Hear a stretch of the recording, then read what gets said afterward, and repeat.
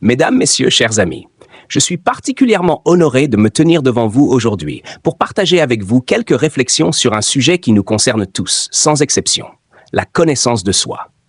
Nous vivons dans une époque extraordinaire. Jamais dans l'histoire de l'humanité, nous n'avons eu autant de connaissances, autant de technologies, autant de moyens pour comprendre le monde qui nous entoure. Nous pouvons explorer les profondeurs des océans, observer les galaxies lointaines, communiquer instantanément avec quelqu'un à l'autre bout de la planète. Et pourtant, malgré tous ces progrès, une question essentielle demeure souvent sans réponse. Nous connaissons très bien le monde, mais nous nous connaissons parfois très peu nous-mêmes. Nous passons des années à apprendre des choses sur l'extérieur, des théories, des méthodes, des compétences, des techniques. Nous investissons du temps et de l'énergie pour comprendre comment fonctionnent les machines, les entreprises, les marchés, les sociétés. Mais combien de temps consacrons-nous réellement à comprendre notre propre fonctionnement intérieur? Comprendre nos motivations profondes, comprendre nos émotions, comprendre nos valeurs, comprendre ce qui donne un sens à notre existence. Pourtant, la qualité de notre vie dépend très souvent de cette compréhension. Car derrière chaque décision importante que nous prenons, choisir un métier, construire une relation, poursuivre un rêve, affronter une difficulté, il y a toujours une relation fondamentale, la relation que nous entretenons avec nous-mêmes. Si cette relation est confuse, notre vie devient confuse. Si cette relation est fragile, notre vie devient fragile. Mais si cette relation devient claire et solide, alors notre vie peut se transformer profondément. Depuis l'Antiquité, de nombreux penseurs ont insisté sur cette idée fondamentale. Le philosophe Socrate affirmait déjà que la sagesse commence par la connaissance de soi. Bien plus tard, l'écrivain et philosophe français Michel de Montaigne a consacré une grande partie de sa vie à observer, analyser et comprendre la nature humaine, en commençant par lui-même. Ces penseurs n'étaient pas simplement en train de réfléchir à des idées abstraites. Ils tentaient de répondre à une question profondément humaine. Comment vivre une vie plus authentique, plus consciente et plus harmonieuse? Car au fond, chacun d'entre nous aspire à la même chose. Nous voulons vivre une vie qui a du sens. Nous voulons nous sentir en accord avec nous-mêmes.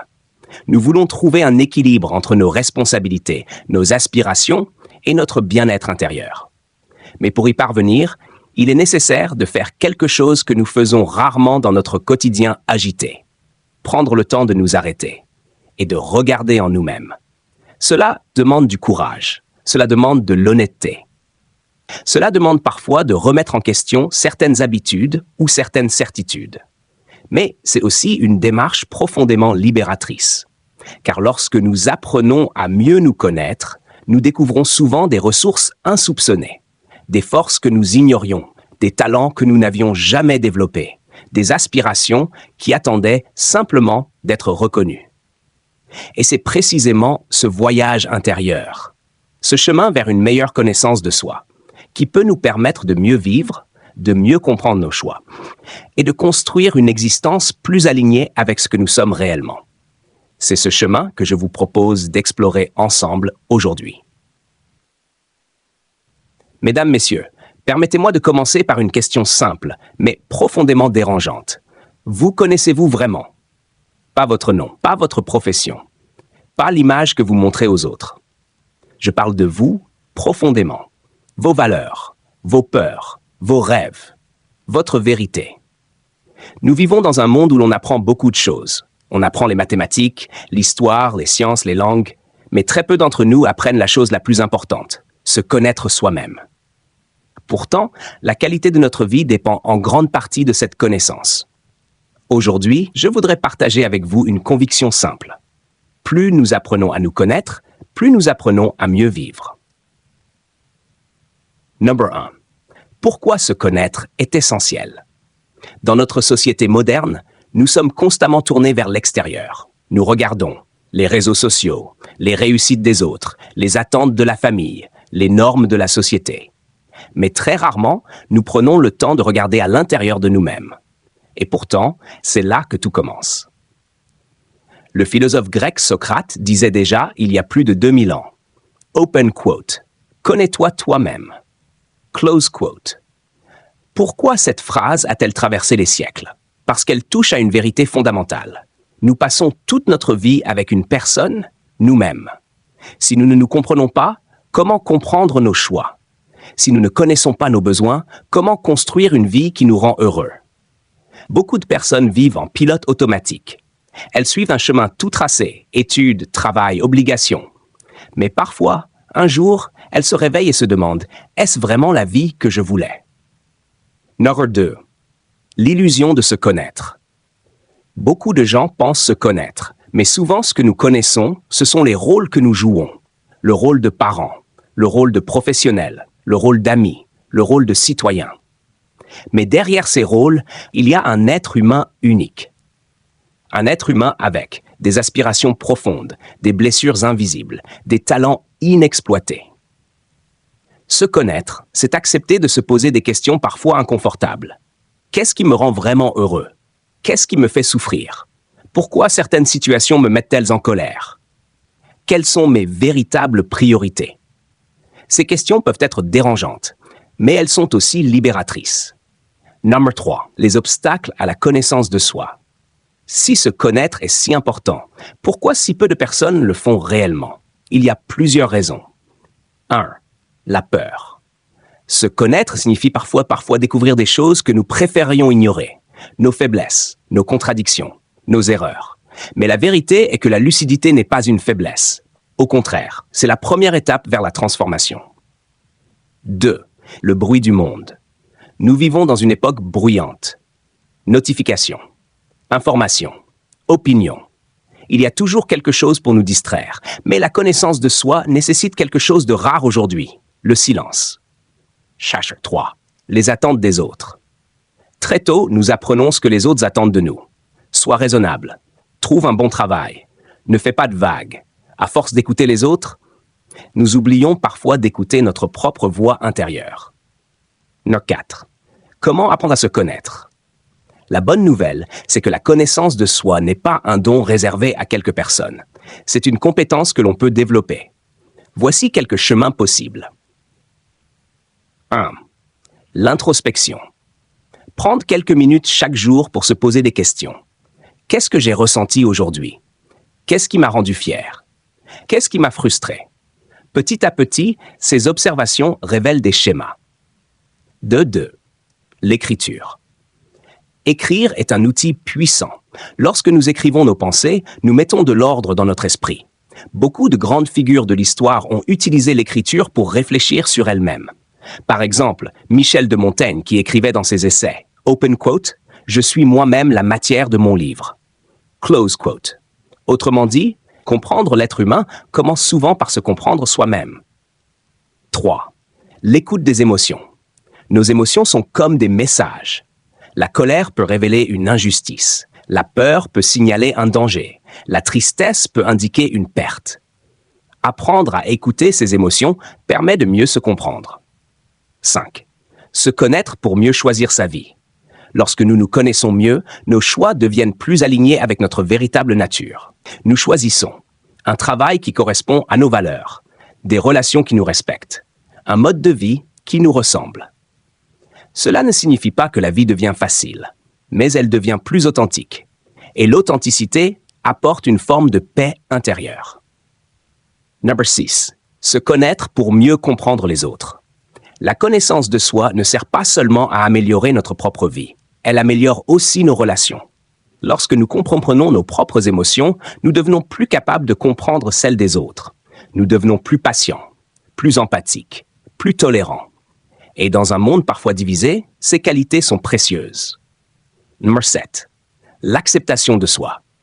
Se connaître ne signifie pas devenir parfait. Cela signifie apprendre à s'accepter, avec ses qualités, mais aussi avec ses imperfections.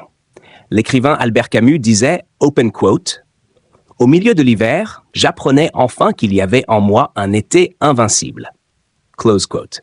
Chacun de nous possède cette force intérieure, mais pour la découvrir, il faut accepter de regarder en soi. 8. Une vie plus consciente. Se connaître transforme notre manière de vivre. Nous devenons plus conscients de nos choix, de nos réactions, de notre impact sur les autres. Et petit à petit, notre vie cesse d'être une succession d'événements subis. Elle devient une œuvre que nous construisons. Conclusion. L'aventure intérieure, mesdames et messieurs. Dans notre vie, nous faisons de nombreux voyages. Nous visitons des villes, des pays, des continents. Mais le voyage le plus important reste souvent celui que nous faisons à l'intérieur de nous-mêmes. C'est un voyage parfois difficile, parfois déroutant, mais c'est aussi un voyage profondément enrichissant. Car lorsque nous apprenons à nous connaître, nous devenons plus libres, plus authentiques, plus vivants. Alors je voudrais vous laisser avec une question simple. Quand avez-vous pris pour la dernière fois le temps de vous écouter vraiment? Peut-être que la clé d'une vie meilleure ne se trouve pas ailleurs. Peut-être qu'elle se trouve déjà en vous. Mesdames, Messieurs, avant de conclure, permettez-moi de revenir un instant sur l'idée centrale qui a guidé toute notre réflexion aujourd'hui. Nous avons parlé de la connaissance de soi. Nous avons parlé de nos émotions, de nos choix, de nos valeurs et de notre manière d'habiter notre propre vie. Mais au fond, tout cela nous ramène à une réalité simple et universelle. Chaque être humain est un univers en lui-même. Un univers fait d'expériences, de souvenirs, de rêves, de peurs, de talents et d'espoir. Et cet univers mérite d'être exploré. Trop souvent, nous passons notre vie à courir d'une obligation à l'autre, d'un objectif à l'autre, d'un projet à l'autre. Nous cherchons parfois le bonheur dans des réussites extérieures, dans la reconnaissance sociale ou dans l'accumulation de biens matériels. Ces choses peuvent apporter de la satisfaction, bien sûr. Mais elles ne remplacent jamais la paix intérieure qui naît lorsque nous sommes en accord avec nous-mêmes. Se connaître ne signifie pas atteindre une perfection impossible. Se connaître ne signifie pas ne plus jamais douter ou ne plus jamais se tromper. Au contraire, la connaissance de soi nous rappelle que nous sommes des êtres humains en évolution permanente. Nous changeons, nous apprenons, nous nous transformons au fil des années et des expériences. Mais lorsque nous développons cette conscience intérieure, quelque chose de précieux apparaît.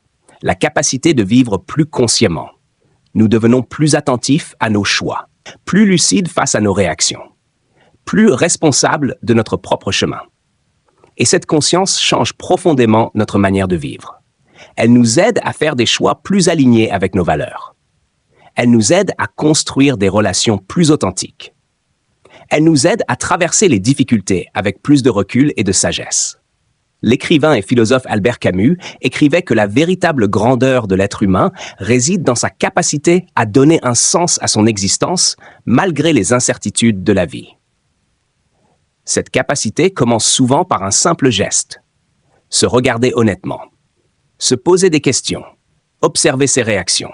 Apprendre de ses expériences. C'est un travail qui ne se termine jamais vraiment. Mais c'est aussi ce qui rend la vie profondément riche et intéressante. Car au final, mieux se connaître n'est pas seulement un exercice intellectuel. C'est une démarche qui nous permet de devenir plus libres, plus authentiques et plus humains. Alors, si je devais vous laisser avec une seule invitation aujourd'hui, ce serait celle-ci. Prenez le temps, de temps en temps, de vous arrêter dans le rythme rapide de votre vie. Prenez quelques instants pour écouter vos pensées, vos émotions, vos aspirations profondes. Car il est possible que, dans ce moment de silence et d'attention, vous découvriez quelque chose de précieux, la personne que vous êtes vraiment. Et peut-être que, pas à pas, cette découverte vous conduira vers une manière de vivre plus consciente, plus équilibrée et plus fidèle à vous-même. Je vous remercie sincèrement pour votre attention, votre écoute et votre présence. Et je vous souhaite à tous un très beau voyage, le plus important de tous, le voyage vers vous-même.